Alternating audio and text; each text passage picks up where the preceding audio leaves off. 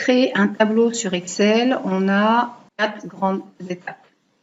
L'étape numéro 1 va consister à saisir vos données de base sans tenir compte des calculs. On ne tient pas compte également de la mise en forme. Je vais commencer par un exemple simple.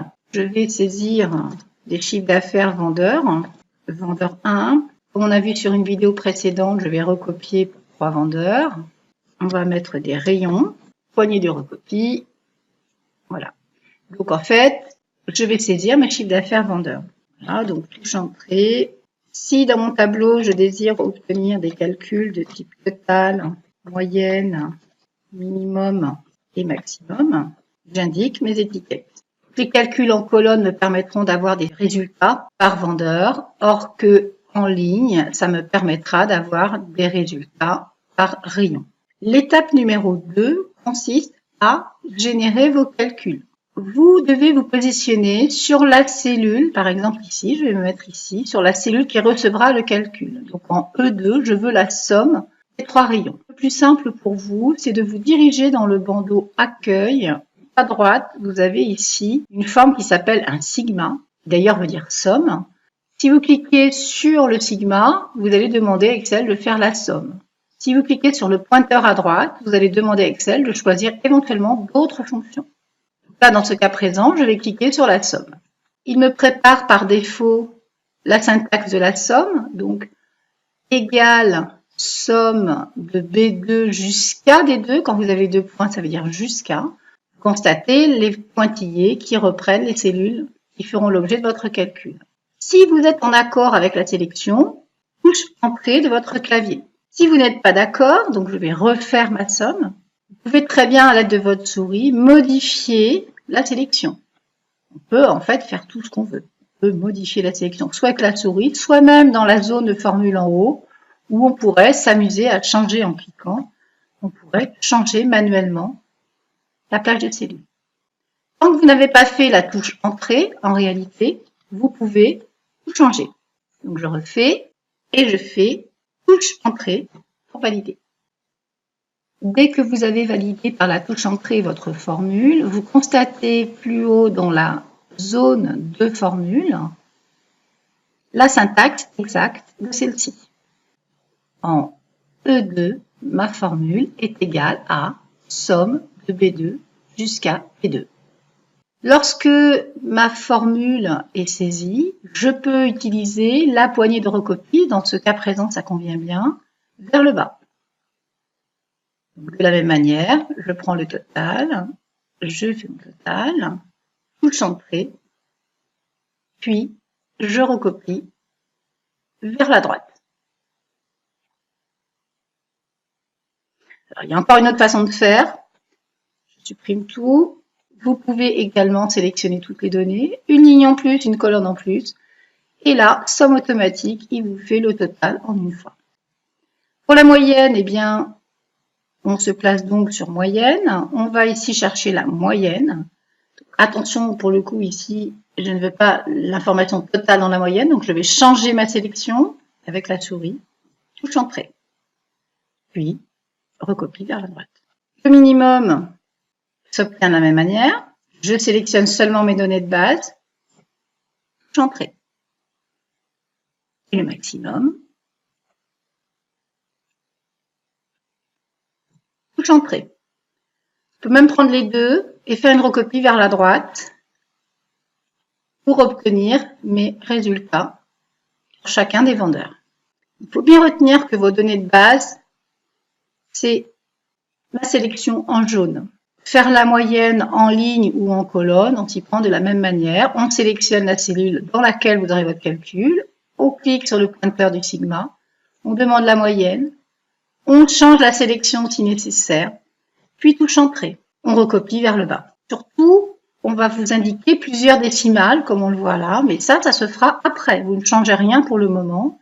Vous vous contentez de saisir vos formules, même si la mise en forme et le résultat ne vous conviennent pas, pour le moment visuellement. Donc là, je demande mon maximum.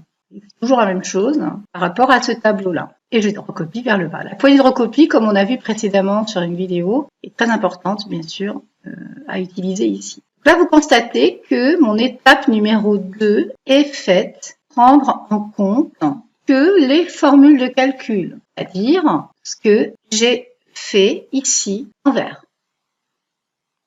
Étape 3, la mise en forme de vos cellules.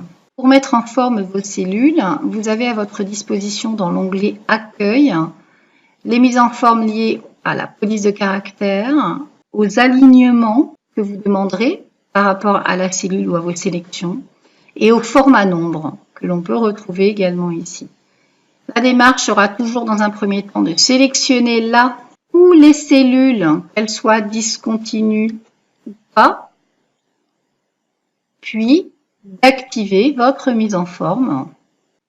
Les petits boutons qui se trouvent en bas à droite de ces emplacements vous permettront d'accéder dans le format de cellule complet où vous retrouverez toutes les fonctionnalités possibles.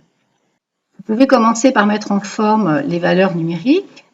Si par exemple je saisis l'ensemble de mes données numériques, même si les cellules sont vides à ce niveau-là, je peux très bien lui demander un format euro, on parle de format monétaire, et avec un nombre de décimales que je peux soit réduire ici, vous voyez, soit augmenter. Dans notre cas, nous allons le réduire. Je clique 2 fois car nous avons 2 décimales. Après, bien sûr, vous pouvez régler des largeurs identiques. Vendeur 1, vendeur 2, vendeur 3, enfin, tout ce qui est en colonne, vous pouvez l'obtenir en largeur identique, un peu plus grand si vous le désirez. Et de la même manière, vous pouvez gérer les lignes en hauteur identique. Pour centrer les informations sur les cellules, vous pouvez sélectionner tout votre tableau.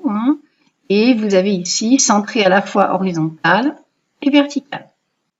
Si vous voulez mettre en gras les intitulés plus grands, vous sélectionnez que les intitulés. Donc, touche contrôle vu précédemment dans une vidéo va vous permettre de sélectionner des plages discontinues. Je peux par exemple décider d'avoir plus de taille de caractère, un gras, et pourquoi pas également une couleur de fond différente avec une couleur de texte également différente.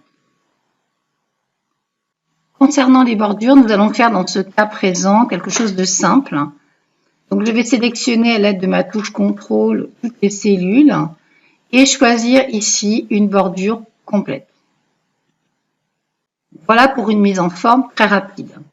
Si vous voulez générer un titre, le plus simple est de sélectionner votre tableau, de descendre un petit peu avec le pointeur de souris correspondant.